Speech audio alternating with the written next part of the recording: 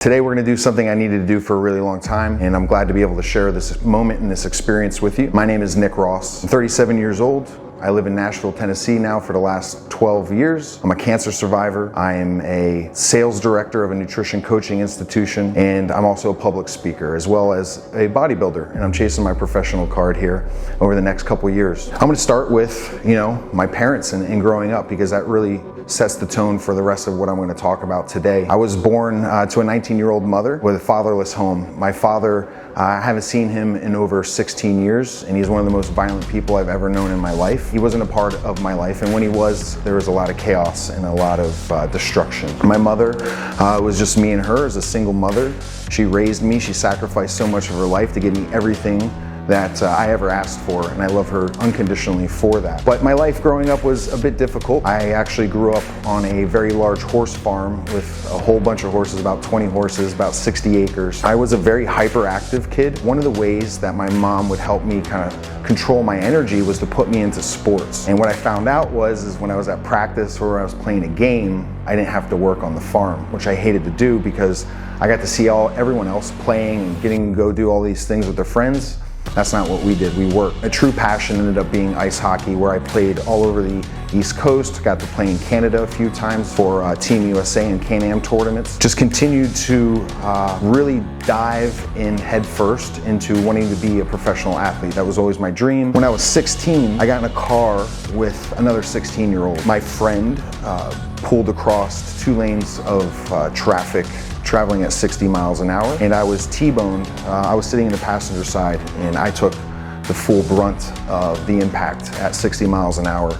I was ripped out of the car with jaws of life. I was rushed to the hospital. I don't remember any of these things. I broke 6 ribs. I had severe head trauma. I had really like a loss of mobility, speech. I had literally forgotten everything that I had learned that year in math, which is crazy, but when I went back to school, I just had a lot of difficulty. Having that dream taken away from me at a very young age and not really knowing how to actually extract the potential from the pain that I was in. Like most people, I started to self-medicate because that was what was modeled around me. That became a framework that I ran in my life for a really long time. That's how I handled pain. I really felt like a loser. That's really the best way to describe it. And I started hanging out with other losers and doing loser type things. Luckily, graduated high school and did some discovery on some schools that taught recording engineering, and I went to a school called Full Sail University in Orlando in the early 2000s. Graduated with an associate's degree in recording, a bachelor's degree in business. I moved to Los Angeles to pursue my love of music and wanting to be kind of the paper and the pencil and the paint and the canvas for the artist. That's always what I wanted to be, because I'm not a musician. I never will be a musician, but I love just being able to capture the moment. For 15 years, I worked for one company. The men that run that company are like fathers to me, but I moved about every 18 months for 10 years. Still continued on the path of drinking, not knowing how to say no to instant gratification, going to every party, every celebration. I started becoming unhealthy. I gained more weight as that metabolism through your 20s kind of slows down. I gained more weight. I was drinking God knows how much Jameson a day. I was smoking a pack of cigarettes, Marlboro Reds a day. I was continually playing video games and Madden because I was hungover and I didn't want to do things and I wouldn't work on the things that I wanted to. And at the age of 32, on March 23rd, I'm not like an overly spiritual or religious person, but there was a calling in me. There was something inside of me communicating with me, letting me know that something was wrong. Later that day, probably drinking more Jameson and playing some more Madden, and around midnight I went and I took a shower. And when I got out of the shower, I was drying myself off, and as I was drying myself off in my groin area, I felt a lump on one of my testicles. And in that moment, without knowing, I knew something was seriously wrong, and my heart went and sank into my chest. And so I didn't sleep that night.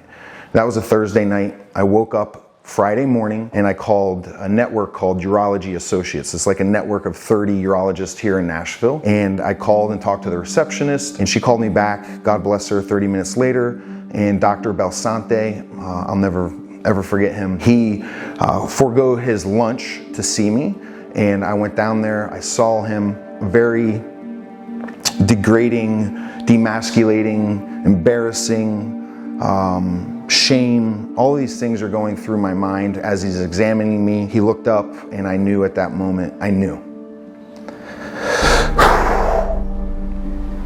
So he says, we need to go do an ultrasound. And so I get on this bed. I pull out my testicle. She's like,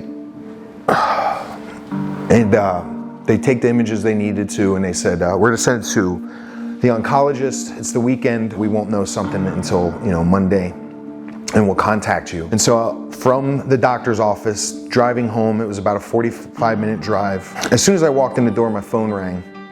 I know this now, it's not very ethical for a doctor to call you and tell you that you have cancer, but that's what happened. One of my favorite sayings that I just learned recently is, a man has two lives. The second one begins when he realizes he just has one. And in that moment, my mortality, it became crystal clear. They don't remove your testicle from your scrotum. They remove it from your abdomen. So it's an incredibly invasive and painful surgery. I still feel effects from it this day, from just nerve damage, from the path of which they took my testicle out of my stomach.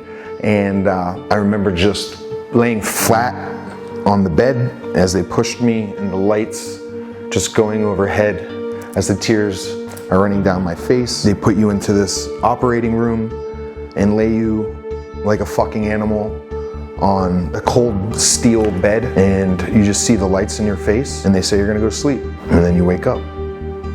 You don't really know what the hell's going on. And so after that was about 3 months of recovery, working through a lot of pain. Just going to the bathroom is one of the most painful experiences you go through. Coughing is incredibly painful. And I still worked. I still went to work, hobbling around, limping around, on a lot of opiates, painkillers, continued to drink, not wanting to face that in which I needed to face. I was supposed to go see the oncologist. I didn't for 3 months until my urologist followed up with me. He said, hey, did you go see your oncologist yet? And I said, no. He says, yeah, well, you're supposed to go do that. And I'm like, why? He said, well, you're gonna have to get chemotherapy as well. And this is when more weight of the world came crashing down. This was probably the hardest part. My testicular cancer, the tumor itself was made up of 3 different types of cancer cells. 2 of them were highly aggressive and rare forms of cancer. It was attached to the lymphatic portion of my body, so any small microscopic cell breaks off from the tumor, it could be in all of my organs. On the scale of, in the spectrum of cancer, the survivability of testicular cancer is really good. But because of the type of cancer cells in my tumor, they were worried. And you scale chemotherapy light to heavy, and I was on the heaviest scale. And so what the plan they laid out for me, 8 hours a day, 5 days a week, every other week for 2 months. And so I would go in for a cycle, and it was like going to fucking work. You gotta bring your hard hat, you gotta fucking bring your lunch pail, and I would clock in to the chemo ward. I remember waking up about, 3-4 months into these chemo sessions and ending it, and waking up, I'm about 265 pounds at the time, 6'1", my hair's gone, and for the first time in my life, not being able to recognize the man staring back at me. I had no idea who I was, what I stood for, what direction I was going, what the fuck I was gonna do with my life. And this is just the beginning. There's 5 more years of follow-ups, medical bills, MRIs, CAT scans, blood work. This is just the beginning. This is when change happens. And I need you to understand this. Change only happens when the current state of pain exceeds the perceived pain of change. And at this moment in my life, the pain was so bad, so intense, it was suffocating, that it did not matter what I had to do. I had to make the change. It didn't matter about the work that was about to, and the stress, and all the things that I didn't want to do. I was now willing to do them. I made a promise that I refuse to break. I will kick and remove anything or anyone in my life that asks me to break this promise. And I promised God, I said, you give me a second chance, a second at bat at this, and I will use my few gifts to serve others. And that's where I am today. I'm good at a couple things. We all have 3 to 4 gifts that we can share with the world to impact lives positively. And that's what I've chosen to do. My message is clear. You do not need to go through a near-death experience to change your life. A family member doesn't have to die. You don't have to get sick. You don't have to go through bankruptcy. You don't have to get divorced. You don't have to get cheated on. You don't need to go through a drug addiction. You don't need to go OD. You don't need to be an alcoholic. You do not need to hit rock bottom in order to change your life. It starts with a decision. There's nothing that separates me from you, from anybody else. You can face the worst possible situation and overcome it. And I believe every human being can do that. Today, 4 years later, 5 years later, after defeating cancer, I've gotten into bodybuilding. It's a sport that I absolutely love. The discipline of the routine, the daily maintenance of nutrients and nutrition and going to the gym, cardio, it just spoke to the athlete in me. And so I have two stages now that I love in my life. I have the stage of competing in men's physique bodybuilding. Along the way, I learned things about myself that I never knew, and I started to unlock gifts and aspirations in my life that I never knew could actually be possible, which was also starting getting on stage, sharing my story, getting into motivational speaking, getting into public speaking, and wanting to impact lives. I believe in this saying, impact over everything. If you can truly impact, teach, educate, use your story to help others, we can change one life at a time. This is how we change the world, your inner circle, your group of 5 people that are in your inner circle, impact their lives. And that's led me to beginning a company called Circle the W. What Circle the W is all about is strategic strategies for winning the day. Going onto your calendar, after Xing out your 5 critical tasks and completing them, you circle the W, right? And you can see the wins starting piling up. Can I win this week? Can I win this month? Can I win this quarter? And continuing to do these 5 critical tasks. Now these tasks could be as small as making your bed, which I believe is a great first step for most men. What you can do today, what actions can you take to start winning, to start moving forward? That's what you need. You need momentum. Do not undersell the power of inertia, the energy of just